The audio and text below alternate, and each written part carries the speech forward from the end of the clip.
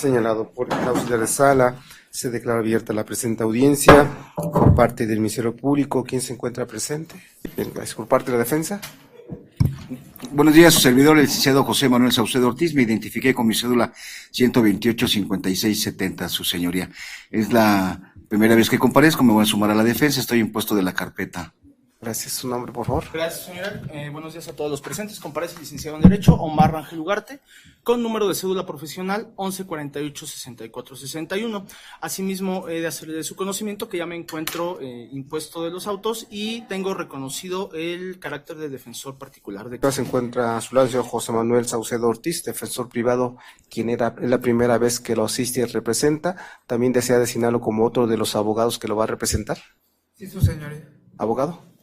En este acto acepto el cargo conferido en mi favor y protesto su fiel y leal desempeño. Muchas gracias. Bueno, esta audiencia es una petición de una revisión de medida cautelar que pidiera uno de los defensores privados. Se dio trámite como lo prevé el artículo 162 del Código Nacional de Procedimientos Penales, sin prejuzgar sobre la procedencia no de este incidente. Pero antes de abrir debate sobre el mismo, debo verificar lo que establece el artículo 161 del citado ordenamiento adjetivo, a efecto de verificar si han variado las condiciones objetivas. En el caso concreto, ¿cuáles fueron los motivos por los cuales se le impuso al señor Cristian? ¿Y si han variado? Bien, fue el 168, fracción 3. Permíteme. El comportamiento del imputado posterior al hecho cometido y el 170, su señoría, de riesgo para la víctima al estar lesionada, estar hospitalizado. Bien, ¿y de qué manera han variado esos dos aspectos? Gracias. En primer lugar, respecto al 168, quiero decir para que quede registro que el juez que impuso esa medida pasó por alto que esta fracción 3 dice: el comportamiento del imputado posterior al hecho cometido durante el procedimiento. Al momento del hecho no existe ningún procedimiento, por lo cual esa medida no se debió haber impuesto. La segunda han variado por 3 motivos. El primero, bueno, que la víctima ya no está hospitalizada. 2, estamos proponiendo al Ministerio Público acuse por procedimiento abreviado, dispuestos a pagarle la reparación del daño. Y además solicitamos una evaluación de riesgo. Una evaluación de riesgo al UMECA de la Ciudad de México, señoría, donde no aparece riesgo para la víctima. Usted no estuvo en la audiencia inicial, se trató de una situación de tránsito de vehículos, donde la víctima, pues desafortunadamente se le cierra mi patrocinado, se baja del carro. Él, temeroso de ser secuestrado, porque ya había sido secuestrado en alguna otra ocasión, pues avanzó su vehículo y lo atropelló. Y posteriormente fue detenido, poniéndolo a disposición del MP, se dictó el auto de vinculación por tentativa de homicidio simple. Hay un factor tiempo y un factor lugar. En el momento del hecho, pues él no había sido asistido por abogado, no sabía sus derechos, ya lo sabe porque se los hizo saber el Ministerio Público, se los hizo saber la juez y se lo hicimos saber nosotros. Desde luego que no pretende sustraerse a la acción de la justicia, tiene arraigo familiar, domiciliario y laboral. En el momento en que él... Pero no entiendo, ¿fue por el riesgo de que se sustrajera o porque había riesgo a la víctima? Porque le recuerdo que son 3 aspectos. Sí. La primera es asegurar la presencia del imputado, la segunda es evitar la observación del procedimiento y la tercera el riesgo a la víctima.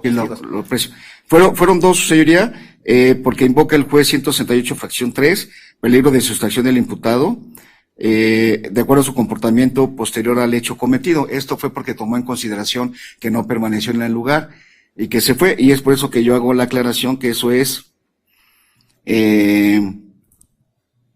es durante el procedimiento, que no había todavía Pero bueno, de los 3 supuestos que prevé tanto el artículo 19, párrafo segundo, como de la Constitución Política de los Estados Unidos Mexicanos y 153 del Código Nacional de Procedimientos Penales, entonces es el riesgo de sustraerse y el riesgo a la víctima. Esencialmente, y esto se basa en la atención al comportamiento del imputado y por otro lado, en cuanto al riesgo a la víctima, de acuerdo a que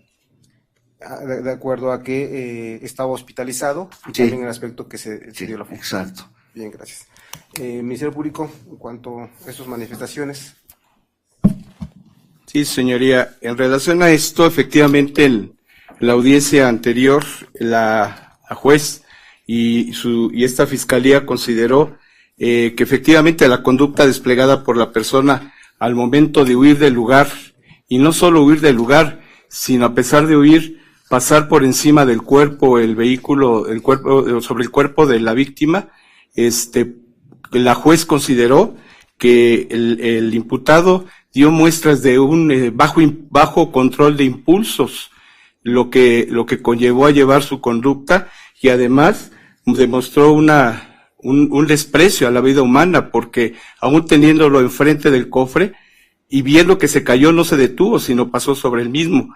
Por lo tanto, la conducta de darse a la fuga, la juez consideró, y esta fiscalía considera aún, que permanece toda vez que se dio a la fuga del lugar de los hechos, y segundo, que representa un riesgo para la víctima en razón del hecho de que no mostró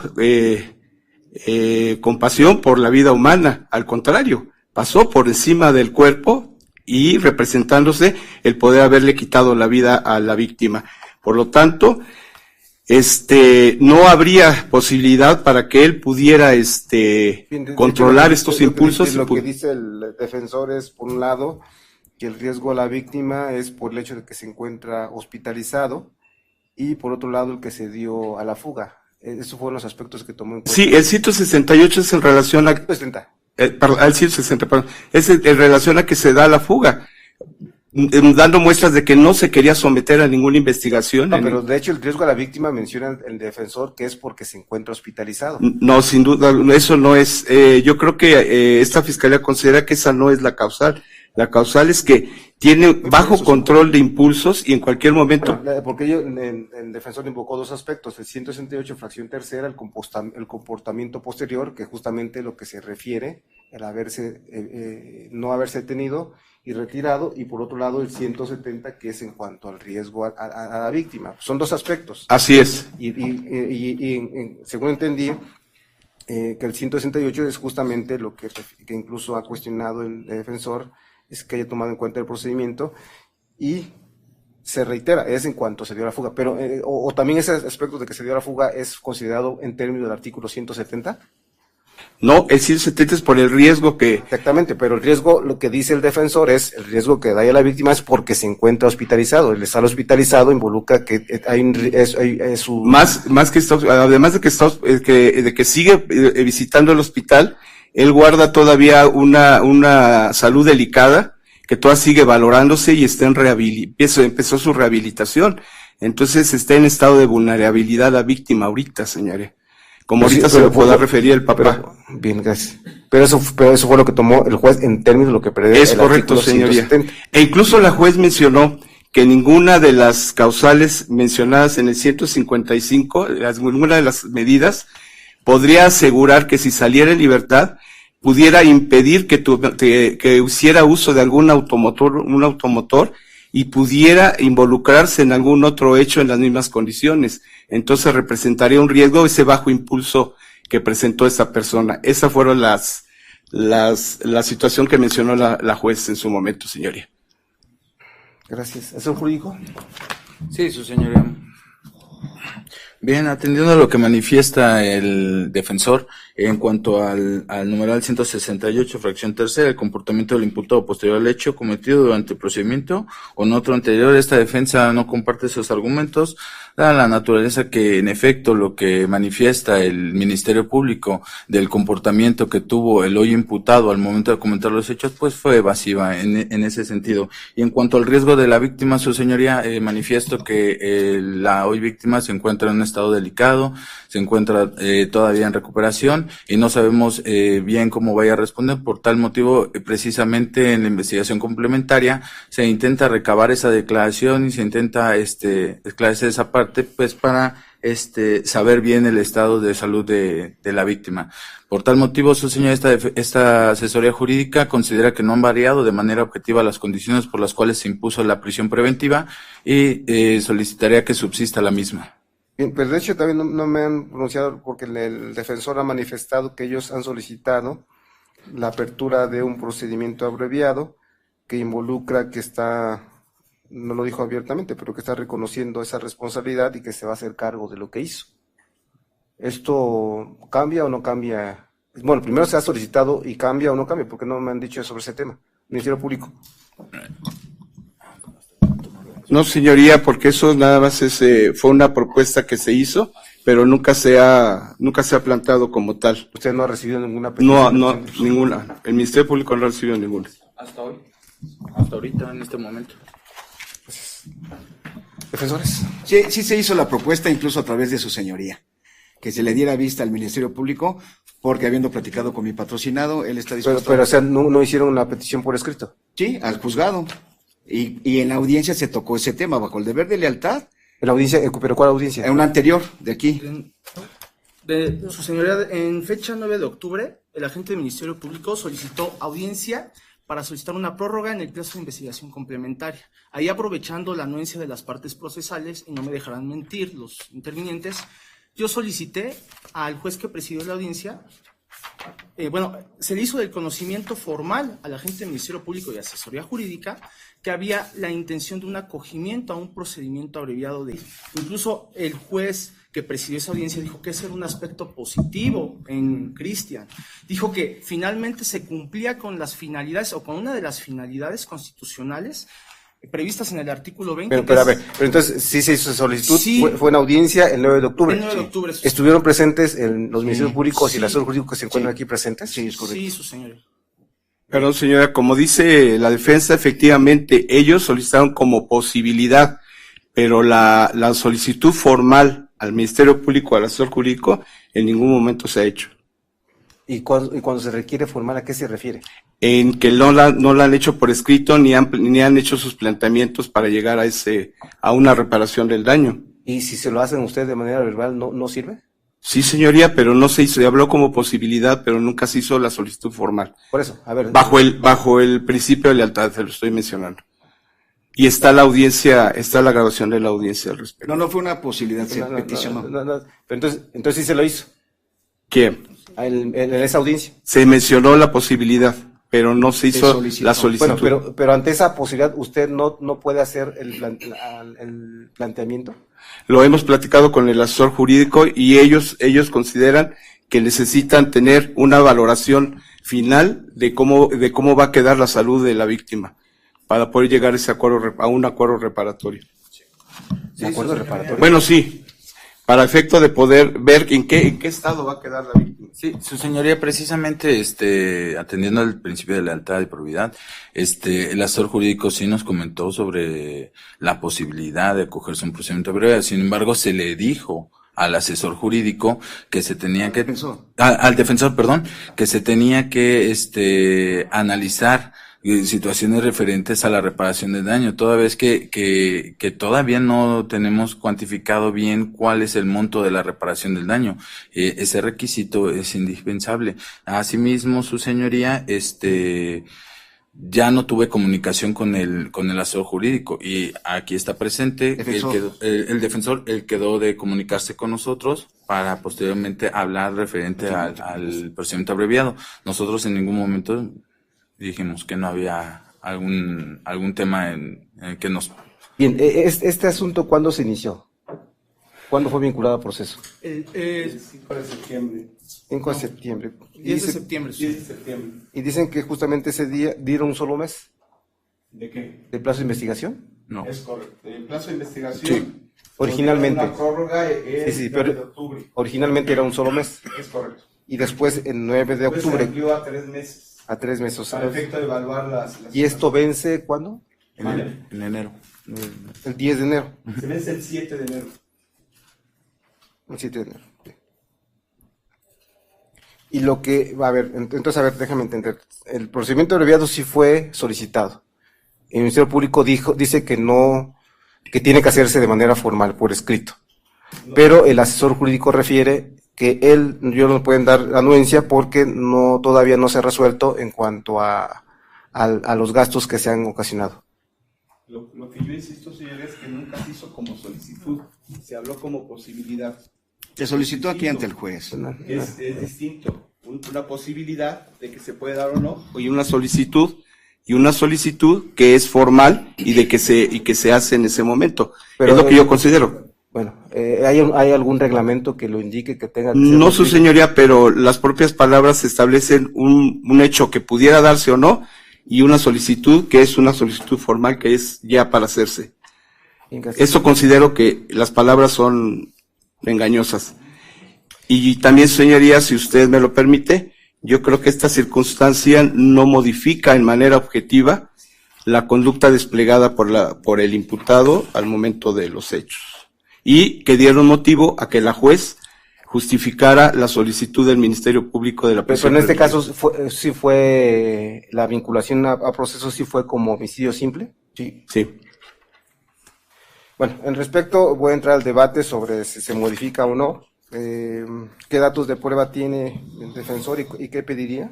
Sí, antes, si me permite, con todo respeto, señor Rápido, sé que estas audiencias son muy concretas. Se presentó un escrito al juez, tiene el MP acceso a la carpeta administrativa que dice que por medio del presente escrito, habiendo platicado con mi patrocinado, conocedor de que el Código Nacional establece una salida anticipada como es el procedimiento abreviado, me externó su deseo de acogerse a dicho instrumento. ¿Sí? Por lo que afablemente solicito se le dé vista al Ministerio Público. Esto está en la carpeta, el MP tiene acceso a la carpeta, el MP utiliza un vocablo inapropiado que es la posibilidad. No fue ninguna posibilidad. Tan es así que mi colitigante habló con el asesor jurídico. La Constitución le otorga al Ministerio Público la facultad del acusar por procedimiento abreviado. No nos las otorgó a los defensores. Pues de lo contrario ya hubiéramos nosotros solicitado el procedimiento abreviado por escrito a su señoría. Y por otra parte considero que en este nuevo milenio, en el siglo XXI, en este nuevo sistema, pues no se necesita que sea tan solemne y formal que le externe yo al Ministerio Público la intención de mi patrocinado para un procedimiento abreviado que sí varía las condiciones por la psique, por el ánimo. Y por otra parte, ahorita le voy a dar cuenta de los datos, señoría, pero antes quiero referirme porque el MP fue muy enfático en decir que no tiene aprecio por la vida, no. Es un momento circunstancial de que él pensó que iba a ser secuestrado y avanzó. Él jamás quiso ni intentar matar a alguien. Es más, ni siquiera conoce a la víctima. No hay nada personal. Fue ese momento. Bien, en ese sentido eso fue valorado por el juez, pero bueno, ¿cuáles son los datos de prueba que hacen referencia? Mi compañero por los datos. Gracias, señoría. Antes de darle cuenta de los datos de prueba con los que cuenta esta defensa, bajo protesta de decir verdad, ya he corrido previamente antes del inicio de esta audiencia traslado a las partes para que puedan verificar la información. Se cuenta con una carta firmada y suscrita por David. Esto en Ciudad de México en fecha 15 de octubre de 2024. Él refiere que vive en calle Requejo. Menciona que es padre del imputado y dice que él manifiesta todo su apoyo incondicional a su hijo para que haga frente a este proceso penal.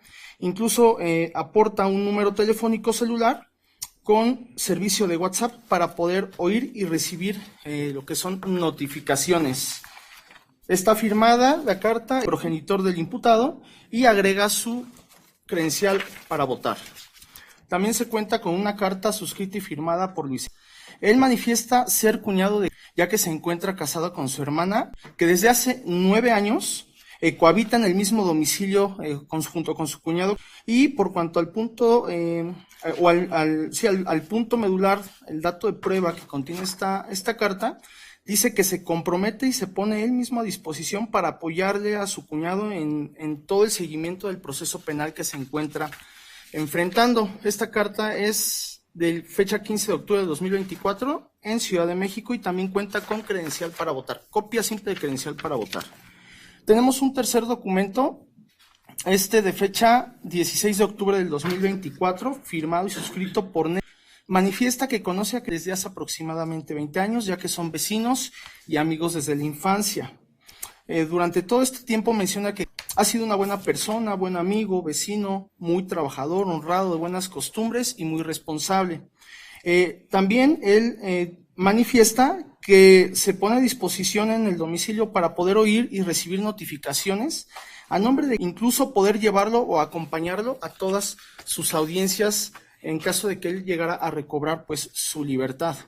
Adicional, su señoría, esta defensa también cuenta con esta es una carta de una empresa. Esta empresa es Cabe mencionar que antes de ser detenido trabajaba para esta empresa. Incluso cuando fue detenido él se encontraba en funciones, laborando. El punto de prueba que interesa en esta carta es que la empresa, la carta está firmada y suscrita por representante legal de la empresa denominada y refiere que conocen a que labora para su empresa bajo las siguientes condiciones y bueno, señalan un número de seguridad social que refieren su CURP, su RFC, la fecha de alta del IMSS que fue en 8 de octubre del 2022 y el punto de prueba o el dato de prueba que interesa en esta carta, su señoría, es que la empresa va a respetar las condiciones laborales así como el puesto de crisis, ya que ellos se encuentran enterados que se está ventilando una situación legal con él. También, bueno, como dato de prueba se ofrece un reconocimiento que la misma empresa otorga. Esto porque en el concurso de fin de año del 2023 concluyó en el lugar 30 a nivel nacional, esto como vendedor de ruta. Este reconocimiento se lo da la misma empresa, que básicamente el nombre comercial de esta empresa es, incluso esta información se encuentra también dentro de la carpeta de investigación, por lo que se puede corroborar por las demás partes procesales. Y bueno, pues esto denota que es una persona comprometida, trabajadora y honrada, pero sobre todo, pues, que tiene arraigo laboral, además de que pues se concatena con la evaluación de riesgos que ya le hemos mencionado. Se ofrece un croquis de dónde se encuentra esta empresa. Esta empresa se encuentra y finalmente se exhibe una fotografía de uniformado con el uniforme de esta empresa y con la camioneta que conducía el día de los hechos. Esto nada más para verificar que en efecto sí presta sus servicios para esta empresa y que pues es una persona pues trabajadora, no es una persona que el día de los hechos pues haya salido a buscar a ver a quién privar de su vida. Serían todos los datos de prueba. Un momento, su señoría. En fecha 14 de octubre del 2024, la Unidad de Supervisión de Medidas Cautelares y Suspensión Condicional del Proceso nos entregó a esta defensa una evaluación de riesgos procesal que realizó. Dentro de esta evaluación de riesgos se tomaron diversas fuentes de consulta. ¿Cómo que concluyó? Sí. Se concluye, su señoría, bueno, en cuanto al... No tiene procesos pendientes, no hay ningún proceso pendiente penal, no tiene antecedentes ni registros penales. Por cuanto al riesgo de obstaculización del proceso, se identifica que la persona evaluada, en este caso, presenta aspectos positivos como negativos. Un aspecto o los aspectos negativos serían el domicilio previo a su detención, pues es el de su madre. Su actividad laboral la ejerce en lugares distintos en la Ciudad de México y al momento de la consulta de la carpeta de investigación, pues se desprende que hubo una persecución para su detención. Como aspecto positivo se destaca que tiene un domicilio en la Ciudad de México, en el que ha cohabitado con su red de apoyo familiar desde hace aproximadamente 30 años. Tiene dependientes económicos y que finalmente su actividad laboral sí la realiza. Bien, pero ¿qué concluye? Entonces, ¿qué concluyen? Los riesgos. Los riesgos para sustraerse, ¿qué indica? Hay un riesgo procesal de sustracción medio. ¿Medio? Sí. El siguiente. En cuanto a los riesgos de obstaculización del proceso, se concluye que presenta un riesgo bajo. Y eso fue lo que concluyó. Sí. Bien, gracias. Y por cuanto al riesgo para la víctima, Cristian David presenta un riesgo bajo también. Bien, gracias. ¿Ministerio Público? Sí, señoría. En cuanto a las pruebas que acaba de mencionar la defensa, en cuanto al arraigo, ya en la audiencia del 5 de septiembre ya fue manifestado e invocado por la defensa y la juez en su momento consideró que no era lo suficientemente fundado y motivado, ya que se sobreponía la conducta desplegada por el imputado durante el hecho. En cuanto a la evaluación de riesgos, efectivamente, en cuanto al riesgo de sustracción, hay todavía un riesgo de sustracción, aunque es medio, pero prevalece el riesgo de sustracción, lo que se concatena con la conducta desplegada por el imputado durante el hecho. Por lo tanto, esta Fiscalía, señoría, considera que no son suficientes las pruebas para poder presentar la defensa, para poder manifestar que han variado objetivamente las condiciones que llevaron a la imposición de esta medida cautelar. Bien, gracias. ¿Asesor jurídico? Sí, su señoría. Aunado a lo que manifiesta la representación social, esa defensa considera que con los datos de prueba que aporta la defensa no son suficientes para neutralizar el riesgo de fuga, y aunado a que en el mismo se desprende que efectivamente es un riesgo medio de sustracción. Por tal circunstancia, su señoría, esta asesoría jurídica considera que no han variado las condiciones y que esos datos de prueba no son suficientes para acreditar lo que manifiesta la defensa. Bien, gracias. ¿Tiene información suficiente para resolver? Su señoría, un segundo. Me gustaría que le diera el uso. Bien, adelante. Buenas tardes. Pues ahorita en realidad no me han garantizado nada en cuestión de reparación de daños. Yo sigo absorbiendo los compromisos de mi hijo. Mi hijo tiene un negocio, de hecho trabajaba donde se dirigía al trabajo, tiene un negocio, es padre de dos hijas, tiene un matrimonio, y en realidad pues él todavía está delicado. De hecho estamos asistiendo a 3 hospitales para darle un tratamiento. Bien, cuando se refiere delicado, se refiere porque esa delicadeza se refiere a una situación de que presente alguna discapacidad, o se refiere a una situación de vida o muerte. En realidad no sabemos, porque se está llevando está en el hospital de Joco, lo trasladamos al hospital de neurología y cirugía y lo estamos trasladando a un hospital particular. Aún no tenemos todos los... Pero no, vaya, no se refiere si existe alguna discapacidad física o mental, no, un riesgo de muerte. Sí. Él ya no está hospitalizado. Él salió del hospital, pero nos trasladaron a 3, nos están convocando a hospitales. De hecho, asistimos a 3 hospitales. Bien, gracias. Bueno, se cierra el debate. Se va a atender la petición que hace el defensor. En primer lugar, recordar qué son las medidas cautelares. Las medidas cautelares tienen como propósito asegurar la presencia del imputado. El segundo aspecto es evitar la obstaculización del procedimiento, y el tercero es que no exista riesgo a los testigos o la víctima. Esas son las medidas cautelares. Es importante, sobre todo a los que no son expertos, que se sepa cuál es. Ahora, el juez o la juez que presidió esta audiencia estimó que había 2 aspectos que era necesario que se le impusiera una medida cautelar. Uno es que la posibilidad de que se sustrajera de la acción de la justicia en virtud del contexto en que se dio, y el otro es un riesgo a la víctima.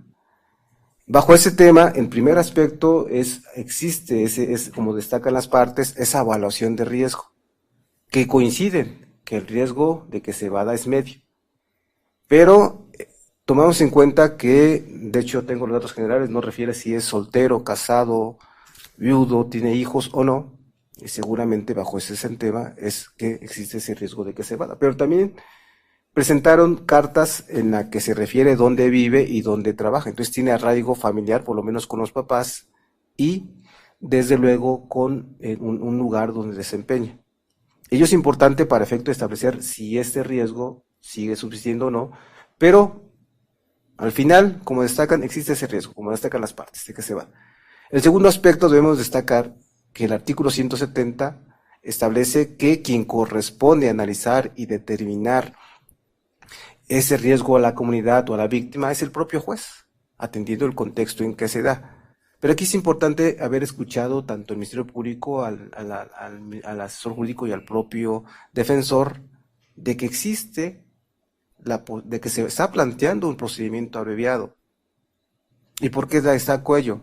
¿Qué es un procedimiento abreviado? Pues es el hecho de que el propio imputado reconoce su responsabilidad. Y de hecho el Ministerio Público dice, es que no me lo han pedido por escrito. Entonces, si lo están, y es justamente falta de esas formalidades que piden, por eso también le pregunté, bueno, ¿existe algún reglamento? Él tuvo que haberlo tramitado, tramitado, y si en un momento dado, como destaca el asesor jurídico de la víctima, a lo mejor en este momento no procede porque se está todavía en etapa de investigación, porque no se ha concluido, como destaca el papá de la víctima, cuáles son los efectos, las secuelas que pudiera presentar, porque le digo, bueno, estas lesiones son que le van a generar alguna discapacidad de tipo física, mental o cualquier otro tipo, o pusieron en riesgo su vida, que es necesario que esté revisado. Pues es que yo no lo sé. Y si hubieran dicho, bueno, es que en este momento no podemos resolver un procedimiento abreviado porque no tenemos información sobre un tema relevante, que es la reparación del daño, que esta debe ser de carácter integral, no solamente para curar la salud física, sino mental, y por eso no lo hemos tramitado, es otra situación, pero no por cuestiones formales de que no me la han pedido por escrito. Si en un momento dado digan, no he dado respuesta, sí me lo han pedido, pero no puedo resolverlo. No puedo resolverlo porque tengo que respetar y garantizar los derechos de la víctima, porque no sé a cuánto ascienden sus gastos curativos, físicos o mentales. Y tan es así que estamos todavía en etapa de investigación, porque este va a vencer hasta el 5 de junio, y hasta este momento se han agotado 4 meses de los 6. Pero sí se involucra, desde luego, que si hay una responsabilidad de alguien de que dice, pues sí, lo hice, por las cuestiones que quisiera, y me voy a responsabilizar de ello, pues por eso piden el procedimiento abreviado. Nada más dígame si procede o no, y qué me están pidiendo, porque dice es que no se han acercado. Bueno, suponiendo que se hubieran acercado, ¿qué les hubiera dicho a ellos? Él, pues seguramente hubiera dicho, pues ¿sabes qué? Muy bien, queremos que se repare el daño, nada más que no te puedo decir cuánto es porque todavía sigue en tratamiento. Eso sería una respuesta diferente, pero no es tanto porque no se hayan acercado o no, sino porque ellos, no es que no quieran, es que no pueden, como destaca el propio papá, porque no tienen información de cuánto han gastado, cuánto gastarán y qué secuelas. Sobre todo dice, bueno, es que es una persona que tiene 2 trabajos. Muy bien, entonces tendrá que establecerse si en virtud de sus lesiones ocasionó algún perjuicio. ¿Y a cuánto ascendieron? Porque, insisto, una medida cautelar no tiene como propósito, como sucedía antes en el anterior sistema, que decían, a ver, para que estés bajo fianza, voy a tener una garantía para la multa, una garantía para la reparación del daño, una garantía para tu libertad personal. No, aquí únicamente tenemos que referir, en todo caso, esos 3 aspectos. Por ello, desde luego, contrario a lo que argumenta tanto el Ministerio Público como el asesor jurídico, han variado las condiciones, porque ya se emitió esa evaluación de riesgo en cuanto a si se puede sustraer en la acción de la justicia, y ya se ha hecho una propuesta por parte del imputado de que quiere, desde luego, solucionar este asunto, reconociendo esa responsabilidad. Y sobre todo en el caso concreto, este asunto quedó como una tentativa de homicidio simple. Me parece que fue una tentativa de homicidio calificado y ninguna de las partes se inconformó. ¿Y por qué destaco ello? Porque incluso la pena que pudiera imponérsele sería la mínima de 2 años 8 meses y la máxima de 13 años 4 meses. Es decir, aun cuando se le impusiera la pena mínima, y sobre todo porque también destacaron, ninguno lo controvirtió, que el señor Cristian David Martínez Bocanegra no ha sido sentenciado por delito alguno. ¿Y por qué ello es relevante? No es lo mismo una persona que es primo delincuente a otro que ya ha cometido otros delitos y que seguramente si acepta un procedimiento abreviado, pues se le va a negar el sustitutivo del beneficio. En cambio, si él está aceptando, y es más que el Ministerio Público no le hiciera una disminución alguna, 2 años 8 meses, pues se podría acceder a cualquiera de los sustitutivos que prevé el artículo 84. Y para que pueda acceder a cualquiera de los sustitutivos, ¿qué tendría que hacer? Pues reparar el daño. Pero para que pueda reparar el daño, ¿qué involucra? Que la víctima diga, a ver, he gastado esto, porque me menciona, es que he estado en 3 hospitales, en neurología, en Joco, privado, sí, pero todos esos gastos que está realizando, evidentemente se los tiene que pagar el señor Cristian porque es el responsable, y tiene que recabar esa información y decirle, a ver, la reparación del daño está en esto, y aquí están las facturas, notas o lo que haya sido. Porque ¿qué pretende este sistema? Ese sistema no es punitivo, no es sancionar por sancionar. Es tratar de que se solucionen los asuntos a través de unas salidas alternas o una terminación anticipada. No es necesario que llegue a juicio. ¿Y eso por qué es importante? Porque es un desgaste, evita el desgaste a todas las partes. Al Ministerio Público de llevar a acusación y llevar a juicio a la víctima, que lo tengan que presentar y que declare y que lo tengan ahí horas. Al imputado, pues que se le ofrezca una sanción menor o que garanticen una sanción que le pueda permitir acceder. Por ello es importante entender bajo ese contexto por qué es relevante que el imputado pida un procedimiento abreviado, porque está reconociendo lo que hizo y que por lo tanto que se le sancione y que él cumpla con las penas que se le van a imponer en específico por la comisión del delito en especial, pero también la reparación del daño es otra sanción y que tiene que ver con la víctima, esos derechos que tiene la víctima de que se le repare. O al menos que digan, ¿sabes qué? A mí no me importa que me reparen el daño, lo importante es que el señor se quede en prisión el tiempo que tenga que quedarse. Bueno, si ese es el deseo, volvemos al pasado. La justicia privada o la venganza privada o la venganza pública.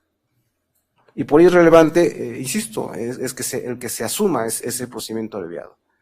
Por ello es que se varían, y en virtud de que existe un riesgo de que se sustraiga, que aunque sea medio, atendiendo el principio proporcional, se va a imponer que se presente cada 15 días ante la unidad de supervisiones cautelares, que no se acerque al lugar de los hechos, o que no se acerque o se comunique con la víctima, y se insiste, ese sentido es importante, y sobre todo, los aspectos de la reparación del daño debe recabarse, entregarse al Ministerio Público y sobre todo a la defensa, para que ellos, como refieres, se hagan cargo en lo sucesivo. Esta medida cautelar dura el tiempo que dure el procedimiento. Y algo que pedir, Ministerio Público. Nada más, copia de audio y video de la presente audiencia, señor. Gracias por parte de la asesoría jurídica. Sí, señor, los mismos términos. Gracias por parte de la víctima indirecta. Por parte de la defensa. Sí, copia del audio y video recabado con motivo de la presente audiencia, por favor, y una constancia de nombramiento, por favor, su señoría. Bien, gracias. Señor Cristian, ¿algo que pudiera manifestar? Las esperas de forma gratuita, de forma simple, copias del audio y de esa audiencia que pidieran el agente del Ministerio Público, los agentes del Ministerio Público, el jurídico, los defensores. En cuanto a la constancia, bueno, se le va a entregar, aunque esta generalmente siempre se entrega a las personas que defienden a personas que están privadas de libertad, y en este caso el señor Cristian pues ya va a estar en libertad, pero bueno, se le entregará la misma. Y por último, ya no habiendo más que resolver, se declara cerrada la presente audiencia. Que tenga un día.